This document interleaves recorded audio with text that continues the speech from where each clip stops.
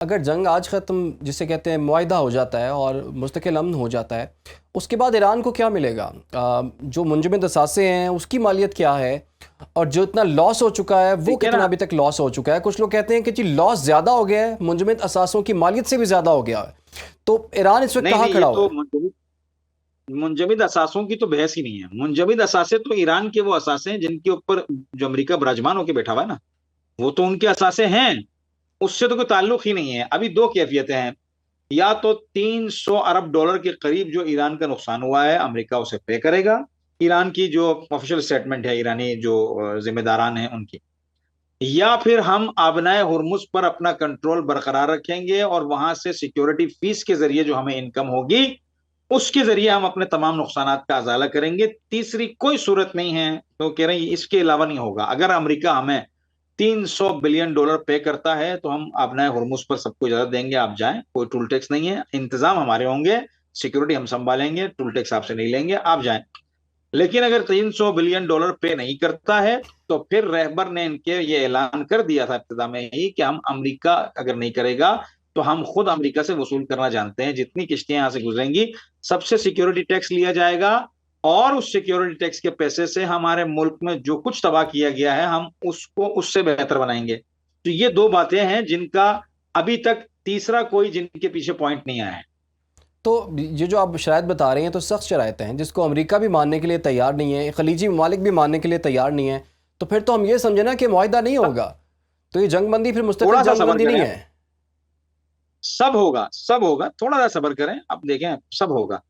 ये जो मसनूई एक फजा क्रिएट की हुई है ना, कुछ गल्फ के ममालिक ने और अमेरिका ने मिलकर इसराइल के साथ, आप थोड़ा सा सबर करें ना, देखें तो सही क्या होगा। पूरी दुनिया में ये 1 डेढ़ महीना तो गुजरने दें। ये इसी तरह ना सुलह और ना जंग वाली कैफियत रहे ना, तो ईरान, मैंने पहले भी कहा है, ईरान तो आदी है, वो कम खा के गुजारा कर लेंगे। वो पूरी कौम इस वक्त एक जगह आके खड़ी हो गई है और वो कह रहे हैं कि भाई हमको दुश्मन से हमारा पूरा बदला चाहिए। समझ रहे हैं? काफी अरसे बाद ईरान में ये फजा बनी है कि लोग समझ गए हैं कि हमारे साथ क्या हो रहा था और क्या होने वाला है। लोग खड़े हैं, लोग एक दूसरे के साथ इंतहाई कोऑपरेट कर रहे हैं, हम दिली के साथ कोऑपरेशन के साथ, हम आहंगी के साथ आगे बढ़ रहे हैं। वो इस तरह के 6 महीने 3 मरतबा गुजार लेंगे, कोई मुश्किल नहीं है। लेकिन मुझे ये बताइए, फिर मैं आपसे वही जुमला अर्ज कर रहा हूँ जो मैंने पहले किया था। अमेरिका, यूरोपियन यूनियन, ये गल्फ स्टेट ये तहमुल कर पाएंगे? ये कभी भी नहीं कर पाएंगे। ये तो बद्दू ऊंटों पे घूमने वाली कौमों को जो है वो रेंज रोवर और जो है वो लैंड क्रूजर्स के अंदर घूमने का मौका मिल गया। ये कभी इस मजे को थोड़ी छोड़ेंगे कभी भी। ये हम्म। कभी नीचे नहीं आएंगे। आप देखिएगा, थोड़ा सा सब्र कीजिए, आपको सब पता चल जाएगा कि इनकी कितनी औकात है, कितनी हैसियत है और ये कितने पानी में है। अच्छा, वैसे कुछ समझ नहीं आ रही कि डोनाल्ड ट्रंप के साथ ये हाथ हो कैसे गया। वो कहीं वेनेजुएला समझा हुआ था उसने ईरान को कि जी उसका सदर जो है मैं उठा के ले जाऊंगा, अगवा करके ले जाऊंगा, 2 दिन में जंग ख़त्म हो जाएगी। ऐसा नहीं हुआ, 40 रोज़ तक चली और फिर आखिर डोनाल्ड ट्रंप को मजबूरन जो है वो जंग बंदी जो है वो करना पड़ी। तो वहाँ ये भी इतलात है कि पजल्स पेंटागन जो है उनको उनको असल अपडेट नहीं दे रहे, असल इन्फॉर्मेशन नहीं दी जा रही। उनके वजीर जंग जो है वो पजल्स नहीं मिलाइए, चाहते। पजल्स, जी। पजल्स मिलाइए, पजल्स आपको पता चल जाएगा। जो टीम इराकी इराक पर हमले से पहले जिस टीम ने ईरान को रिपोर्टें पहुंचाई थी, इंटेलिजेंस, अब आपको मैं काम की बात और राज की बात बता रहा हूं, आप इस टुकड़े को काट के अलग से भी डाल सकते हैं। इराक पर जब अमेरिका ने हमला किया तो जिस टीम ने इंटेलिजेंस रिपोर्ट बनाकर अमेरिकन प्रेसिडेंट की टेबल पे रखी थी, बिल्कुल उसी टीम को नेतन्याहू ने हायर किया और उसी टीम के जरिए अपने मामला ट्रंप तक पहुंचाए। यानी तमाम जो है वो बातें झूठी ट्रंप के कानों तक पहुंचाई गई। अच्छा, ट्रंप 3 दिन के वादे के ऊपर अब आप देखिए, इंडिया के बयान देखिए, इसराइल ने कन्विंसिंग कैसी किया, आप अंदाजा लगाइए कहां कहां से कितना कितना और कैसे खर्चा किया। इंडिया को कन्विंस किया गया कि यहां पर ईरान का काम हम तमाम करेंगे, वहां तुम पाकिस्तान का काम तमाम करना, वहां यहां हम ग्रेटर इसराइल बनाएंगे, वहां तुम अखंड भारत बनाना। देखें कितना काम किया गया। यूएई को कहा गया कि तुम सऊदी अरब को किस तरह से क्रश करो, इस खित्ते की चौधराहट, ओपेक की डील, जिससे जो जितने भी मामलात हैं, इन ये सारी चौधराहटें तुम्हारे हाथ में दे देंगे, इस पूरे बेल्ट को तुम लीड करना। देखिए ना आप, ये इसराइल के हाथों कैसे यरगमाल हुआ। अच्छा, ये चीजें थी जिनकी वजह से ट्रंप को कूदना पड़ा। इन्होंने सुहाने ख्वाब दिखाए थे कि 3 दिन के अंदर ये सारा काम हो जाएगा और ट्रंप ने, आपने देखा होगा कि ईरान पर हमले के 8 7 8 दिन के बाद उनकी शी जिनपिंग के साथ मुलाकात थी, विजिट था चाइना का। तो सारा गेम ये था कि 3 दिन के अंदर अंदर ईरान की रिजीम चेंज हो जाएगी और हमारी पसंद की रिजीम हम बिठा देंगे लाके। उसके बाद ईरान के ऊपर हमारा कब्जा हो जाएगा, हमारे मामला को मान जाएंगे, एक नई डील हो जाएगी और हम चाइना के साथ जाके खुल के और धड़ल्ले से बात करेंगे। लेकिन आपने देखा कि ये सारी मिसकैलकुलेशन साबित हुई। और न सिर्फ ये है कि अमेरिका अपने किसी मफाद तक नहीं पहुंच सका, बल्कि इसराइल भी दिन ब दिन कमजोर हो रहा है, दुनिया भर में मनफूर और नफरत ज्यादा मुल्क बन रहा है। और इनरिच देखिए ना, बहुत सारे बहाने छोड़िए, रिजीम चेंज, ईरान में डेमोक्रेसी, ईरान की जिंदगी, ये वो फला फला फला फला। आखिरी नारा इन्होंने लगाया कि वो हमको ऑयल चाहिए और हम जो है वो यहाँ से जो है इनरिच यूरेनियम लेकर जाना चाहते हैं और एनरिचमेंट लेवल 0 करना चाहते हैं। ये सारी बातें अब तो सफाई हस्ती से मिट गई ना अमेरिका के लिए। अब वो एक ही चीज के दर पे है बस कि आप जो है वो आपने हुर्मुज खोलें, आप आपने हुर्मुज खोलें, आप आपने हुर्मुज खोलें। तो ये जो बदतरीन मिसकैलकुलेशन हुई नेतन्याहू के चक्कर में, अब इसका नतीजा आप देख रहे हैं कि न सिर्फ अमेरिका बल्कि उसके तमाम वो इत्तेहादी जो इस जंग में उसके साथ थे अभी तक शिकस्त और जलालत से दो चार हुए। ऐसे ही है। अच्छा, एक तासुर ये भी था कि इंडिया ने ईरान को बड़ा नुकसान पहुंचाया है, और जिस तरह से इंडिया के ज़रिए ईरान के अंदर मोसाद के एजेंट्स को इंडक्ट किया गया है और वो ईरानी क़यादत तक पहुंचे हैं, और उसके बाद आपको पता है कि एक के बाद एक वाक़या ऐसा हुआ है कि टॉप टियर की लीडरशिप को बासानी इसराइल की तरफ से निशाना बनाया गया है। तो ईरान के अंदर ये सोच मौजूद है कि इंडिया ने उन्हें बड़ा नुकसान पहुंचाया है, और इंडिया जो कि चाह बाहर भी आके बैठा हुआ था, और वो यकीनन जो है वो अपने मफादात के लिए वहाँ पर बैठा हुआ था। तो क्या ईरानियंस को भी इस हवाले से कुछ होश आया कि इंडिया से उनको थोड़ी सी दूरी रखनी थी? देखिए, एक बात को समझने की कोशिश कीजिएगा, मैं अक्सर पाकिस्तान में ये बात कहता हूँ, जब इन्होंने गैस पाइप, देखे ना, कुछ कसूर हमारे अपने भी हैं जिनको हमें ठीक करने की जरूरत है हमारी मजबूरियों की वजह से। चलिए, मैं कसूर नहीं कहूंगा, मजबूरियां होती हैं हर कौम की अपनी अपनी।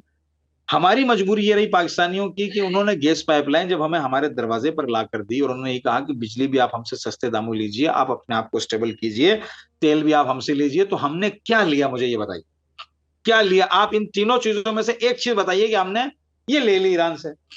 अच्छा, ईरान 47 साल से सैंक्शन ज्यादा मुल्क है, उसे अपना मुल्क चलाने के लिए यकीनन कुछ ना कुछ तो करना पड़ेगा ना। तो वो जो इंडिया से दोस्ती थी ना ईरान की, वो तभी मामला था, नेचुरल एक बात थी कि उनका तेल इंडिया बेहतरीन तरीके से खरीदता था। उनकी एक बड़ी डील थी, इंडिया से चावल से लेकर, गाड़ियों से लेकर, बाइक से लेकर बहुत सारी चीजें आती थी। आज भी ईरान के अंदर इंडिया की जो 7-8 साल बाइक है, बजाज वगैरह, इस तरह की चीजें मौजूद है। चावल आता था, ये सारी चीजें आती थी, तो तेल के बदले एक बटर ट्रेड वाला सिलसिला चल रहा था, तो वो मजबूर थे, ये हो रहा था। लेकिन जब इंडिया इसराइल के साथ मिला और इंडिया ने ईरान को जिच करने की कोशिश की और वो जो ग्रेटर इसराइल का जो मंसूबा था उसका हिस्सा बना, तो ईरान को ये बात मुकम्मल तौर पे एंडोर्स हो गई, और एक अरसे से इंडिया और ईरान के मामलात सर्दमोहरी का शिकार हैं। ट्रेड लेवल भी बिल्कुल खत्म हो गया है, और जो आपकी खिदमत में अर्ज करूं, सिफारती राब्ते थे वो भी इंतहाई लोवेस्ट लेवल पे हैं ईरान और इंडिया की तारीख के अंदर। और ये बात बहुत अच्छी और सुदमन साबित हुई है कि पाकिस्तान और ईरान के ताल्लुकात दो तरफा सतह पर जिस तरह के हमेशा से थे, अल्हम्दुलिल्लाह उससे ज्यादा मजीद अब बेहतर हो रहे हैं। अभी आपने देखा कि ट्रांजिट रूट के लिए भी करारदाद पास की गई, और जो है ना ये स्पेस दिया गया कि ईरान के लिए दुनिया की किसी भी मुल्क से कोई चीज जाए तो वो पाकिस्तान से जा सकती है। जी। और पाकिस्तान भी जो है वो वाया ईरान, तुर्किया, यूरोप तक अपनी मसनूआत पहुंचा सकता है। तो ये ऐसी खुशाइन चीजें हैं कि जिनके बाद मैं समझता हूं कि अगर ये इस जंग से खूबसूरती के साथ बाहर निकलते हैं तो अखंड भारत का ख्वाब तो पूरा होना ही नहीं था, अब उनकी सोच से भी बाहर निकल जाएगा। जिस तरह से इस खित्ते के अंदर भारत ने पाकिस्तान को तनहा करने की कोशिश की थी, मैं समझता हूं कि इस जंग के खात्मे के बाद इस पूरे खित्ते के अंदर भारत उस पूरी तरीके से तनहा हो जाएगा, क्योंकि ना इसराइल की वो पोजीशन रहेगी, ना अमेरिका उस पोजीशन में है कि वो दुनिया की चौकीदारी और दादागिरी कर सके। तो पावर शिफ्टिंग जो है वो वेस्ट से ईस्ट की तरफ हो रही है। तो और मुर्तज़ा अगर साहब, ईस्ट जिस के बेस अंदर पर जिस बेस पर ये चाइना, रशिया और जंग बंदी जो है वो आगे बढ़ रही थी, और वो उसकी एक शर्त ये भी थी कि लबनान में भी सीज़ फायर हो। अभी हमने देखा है कि जैसे ही ये मुज़ाकरात तातुल का शिकार हुए हैं, इसराइल ने लबनान पर फिर जो है वो हमला कर दिया है, उसके कुछ हिस्से पर कब्ज़ा भी किया हुआ है, वहाँ से अपनी फ़ौजें भी वापस नहीं लेके गए। तो इसका तो मतलब आप कह रहे हैं कि जी बहुत जल्द 1-1.5 महीना इंतज़ार करें, ये मुज़ाकरात भी कामयाब होंगे, मुआहिदा भी ट्रंप की मजबूरी है, इसराइल की मजबूरी है, लेकिन वहाँ पर तो दोबारा जंग लगी, तो इसका मतलब हुआ कि आगे फिर जंग ही जंग है। हाँ, देखे ना, ये मैं आपसे ये कह रहा हूँ कि अमेरिका ने अपने किसी भी कौल पर अमल नहीं किया। 10 नुकात जो ईरान ने दिए थे पाकिस्तान को, कि जो अमेरिका को पहुंचाए गए थे, पाकिस्तानी वजीर आजम ने, हमारे मुल्क के मोहतरम वजीर आजम ने भी इस बात का इकरार किया कि जो पॉइंट्स इसके अंदर लिखे गए थे बिल्कुल वही हैं। इंडिया का ये, अमेरिका, ईरान का ये, अमेरिका का ये क्लेम कि लबनान इसमें शामिल नहीं था, गलत है। हम इंडोर्स करते हैं कि लबनान शामिल था। तो कई ही दिन से छुरा घोंपने वाला सिलसिला, जिसका मैंने कई प्रोग्राम्स में खुलकर ऐलान किया था कि पाकिस्तान तो मुखलिसी के साथ कोशिश कर रहा है, लेकिन अमेरिका से कोई बैद नहीं है, क्योंकि अमेरिका की 282 साल हिस्ट्री धोखों, झूठ, फरेब पर मबनी है। और उसकी एक मिसाल देता हूं। आज आप देखिए, जो वो, अल्लाह आपका भला करे, यूनाइटेड किंगडम के जो किंग हैं, जो अमेरिका के दौरे पे हैं, जी जी जी। उन्होंने एक बड़ी खूबसूरत बात कही। इससे आपको अंदाजा हो जाएगा इनकी तारीख का और अब जो इनकी सिचुएशन चल रही है इसका। उन्होंने कहा कि ये बात ठीक है कि अगर अमेरिका हमारा साथ नहीं देता तो पूरे यूरोप के अंदर जर्मन जबान बोली जा रही होती, लेकिन ये बात भी ठीक है कि अगर बरतानिया अमेरिका का साथ नहीं देता तो बरतानिया के अंदर इंग्लिश की जगह फ्रेंच लैंग्वेज बोली जा रही होती। तो अब आप अमेरिका की औकात का अंदाजा लगाइए कि कल तक यूरोपियन यूनियन की तमाम जो मेंबर्स हैं वो ट्रंप के सामने कुर्सी पर इस तरह से बैठे हुए होते थे जैसे प्रिंसिपल के सामने गुनहगार बच्चे बैठते हैं, जो सजा याफ्ता बच्चे होते हैं, जिनको जी किसी वजह से इनकी सरजनिश की जाती है। और आज ये हाल हो गया है कि पेरिस, फ्रांस के जो प्रेसिडेंट हैं वो भी इनका मजाक उड़ाते हैं। जर्मनी के जो प्रेसिडेंट हैं वो भी खुलेआम अमेरिका की तहकीर कर रहे हैं कि तारीखी बदतरीन, यानी बदतरीन हकारत वाली पोजीशन पर इस वक्त अमेरिका मौजूद है। और यूके के जो किंग गए हैं उन्होंने भी मजाक उड़ाया। अब ये सिचुएशन हो गई है। और तो 280 साल से लेकर आज तक अमेरिका की तारीख धोखों पर मबनी। तो ये जो धोखा किया गया अमेरिका की जानिब से ईरान के साथ मुज़ाकरात के नाम पर, ईरान इस बात को जानता था, बिल्कुल जानता था, इसीलिए ईरान ने आबना हुर्मुज पर अपना हाथ रखा। अब ये इम्तिहान है पूरी दुनिया का। आबना हुर्मुज पर जो ईरान का हाथ है, इसको या तो मिलकर छुड़वा सकते हैं तो छुड़वा लें, और ये पूरी दुनिया जानती है कि ये इतना आसान नहीं है। अमेरिका जो पूरी दुनिया की सबसे बड़ी नेवल फोर्स रखता है, वो जब नहीं छुड़वा पा रहा है तो ये बेचारे छोटे छोटे ममालिक क्या छुड़वाएंगे।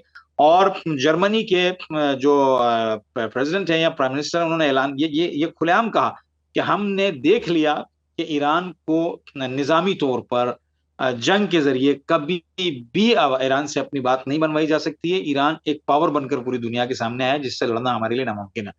तो अब ये मामला, मैंने आपसे कहा ना कि सिर्फ और सिर्फ तहम्मुल का है। 2 महीने में फैसला हो जाएगा। अगर ये सुलह, न जंग न सुलह वाली कैफियत रही, जब पूरी दुनिया के रिजर्व्स खत्म होंगे तो दो ही जी काम होंगे, या सारी दुनिया मिलकर दोबारा अमेरिका के साथ मिलकर अलायंस बना के ईरान के खिलाफ लड़ने आएगी, या फिर सारी दुनिया मिलकर ईरान के ऊपर प्रेशर, अमेरिका के ऊपर प्रेशर डालेगी कि मियां इस मसले को हल करो। 47 साल से तुमने उनको दबाया हुआ है उसके नाम पे, एटॉमिक वेपन के नाम पे।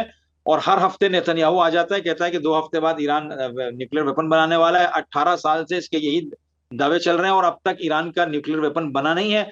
और ग्रोसी रफाइल ने भी इस बात का इकरार किया कि ईरान से किसी किस्म के न्यूक्लियर वेपन का अभी तक खतरा नहीं था। और जो जोकेंट जो इस्तीफा दिया, जिन्होंने इसकी ट्रम्प की कैबिनेट से, उसने भी जी कहा कि ना हमें किसी किस्म का कोई न्यूक्लियर खतरा था, ना ही किसी और किस्म का खतरा था ईरान से। ये जंग बिला वजह ट्रंप ने इसराइल की ख्वाहिश पर मुसल्लत की है। तो ये चीजें बताती हैं कि थोड़े अरसे के अंदर। और तीसरी अहम तरीन बात, अमेरिका में जॉन एफ कैनेडी वाहिद वो प्रेसिडेंट है जिन्होंने यहूदी लॉबी के खिलाफ, जिस लॉबी, जायनिस्ट लॉबी के खिलाफ आवाज उठाई थी अमेरिका में, उन्हें कत्ल कर दिया गया। जी। और जिसने उनका कत्ल किया था, उसका जो कातिल था वो भी मर गया, पता ही नहीं चला, ये केस दब गया। उसके बाद अमेरिका में किसी की जरूरत नहीं होती थी कि जायनिस्ट लॉबी के खिलाफ बात कर सके। ये तारीख में पहली मर्तबा ऐसा हुआ है कि एक अमेरिकन आम एनालिस्ट भी, एक यूट्यूबर भी खुल के जायनिस्ट लॉबी के खिलाफ अमेरिका में गुफ्तगू कर रहा है। तो मैं समझता हूं कि ये खुद इसराइल की और डोनाल्ड ट्रंप और उनकी काबीना की जवाल की अलामत है, और खुद